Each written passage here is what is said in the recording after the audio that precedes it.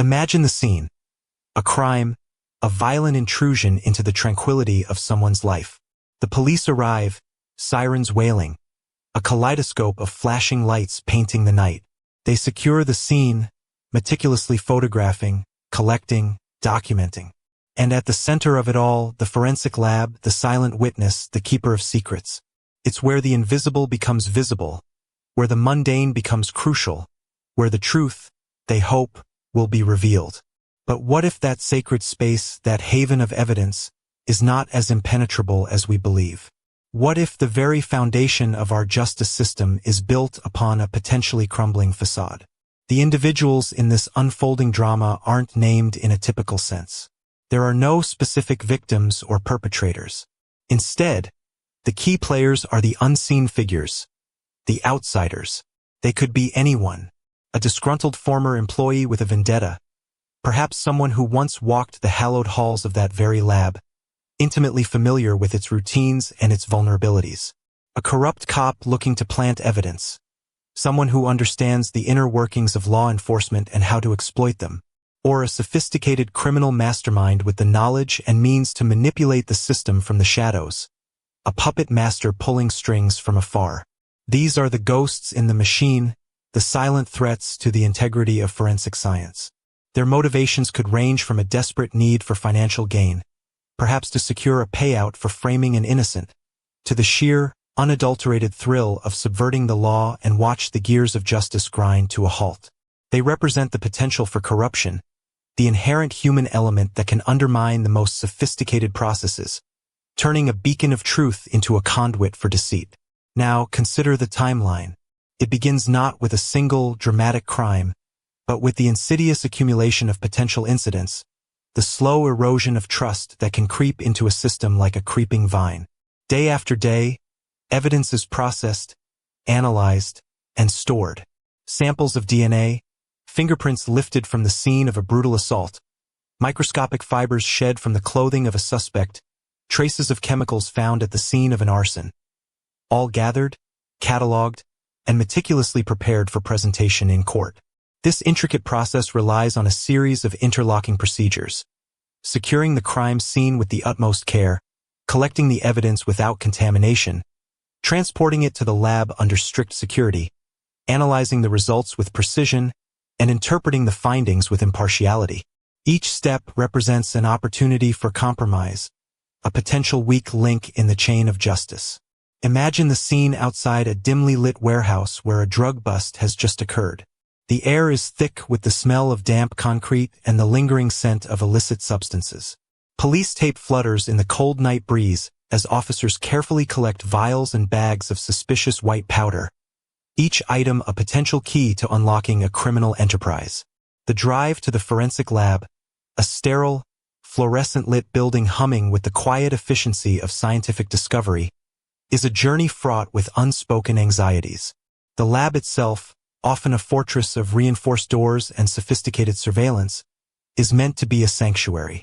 Yet, the history of criminal justice is littered with cautionary tales, whispers of how even these bastions of science can be breached. Secondly, there's the issue of procedural integrity. Are proper chain of custody protocols followed without exception? Is every single piece of evidence, from the smallest hair follicle to the largest weapon, documented meticulously from the moment it is collected to the moment it is presented in court? Are lab personnel properly trained and vetted, their backgrounds scrupulously examined? Do they undergo rigorous background checks and periodic evaluations to ensure their continued suitability for such a sensitive role? Are ethical guidelines enforced with an iron fist? The answers here can also be inconsistent, a patchwork of varying standards. Some labs, housed in gleaming new facilities with cutting-edge technology, excel in these regards, operating with an unwavering commitment to accuracy. Others, perhaps in underfunded precincts or older buildings showing signs of wear, may operate with outdated practices and inadequate oversight, leaving them more susceptible to vulnerabilities.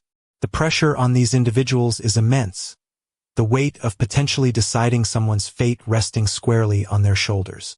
The current status of this issue is perpetually evolving, a constant dance between. Some police departments have invested heavily in state-of-the-art security systems, installing biometric scanners, advanced camera networks, and secure evidence lockers that would make Fort Knox envious.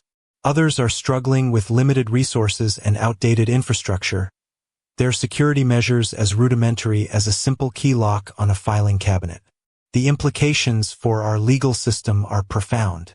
If evidence is tainted, if the chain of custody is broken, if results are manipulated, the very foundation of justice is eroded.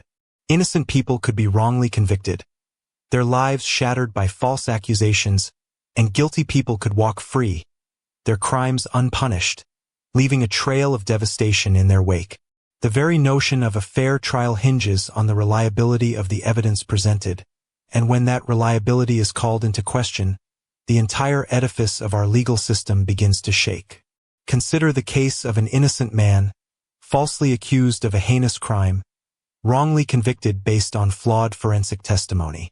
His life irrevocably altered, his reputation destroyed, his freedom stolen by the manipulation of scientific evidence. Or the chilling scenario of a dangerous killer, released due to a technicality, a subtle flaw in the system that allowed them to slip through the cracks. The horror of a cold case remaining unsolved because of a breach of security within the evidence storage facility. The grim possibility of a criminal walking free in broad daylight because the crucial evidence against them was tampered with.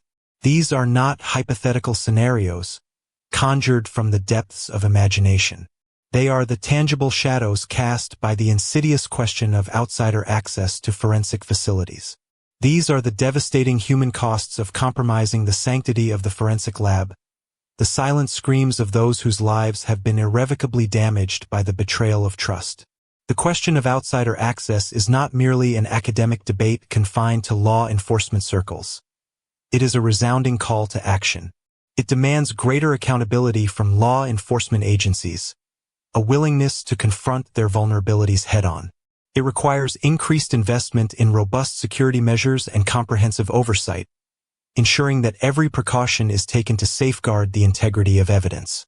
It necessitates an unwavering commitment to transparency, to making sure that the public can trust the scientific processes upon which justice so heavily depends. It demands the creation and strict adherence to systems that promote accountability at every single level of evidence handling, from the initial collection to the final archival. Forensic labs are the gatekeepers of truth, the last line of defense against deception and the ultimate arbitrament of fact. They must be protected with the utmost rigor, not just for the sake of ensuring justice for the victims and the accused, but for the preservation of our collective faith in the system that governs us. We have to demand that every lock is secure, every procedure is airtight, and every individual entrusted with the handling of evidence is held to the highest standards of integrity. The truth is, the vulnerability of a forensic lab doesn't just rest on the effectiveness of its physical locks or sophisticated cameras. It rests fundamentally on the unwavering commitment to the ideals of justice held by every single person who walks through its doors, who touches a piece of evidence, who analyzes a result. It's the human element, the integrity of the individuals within, that forms the strongest shield. In conclusion, the question of outsider access to a forensic lab is not a simple one.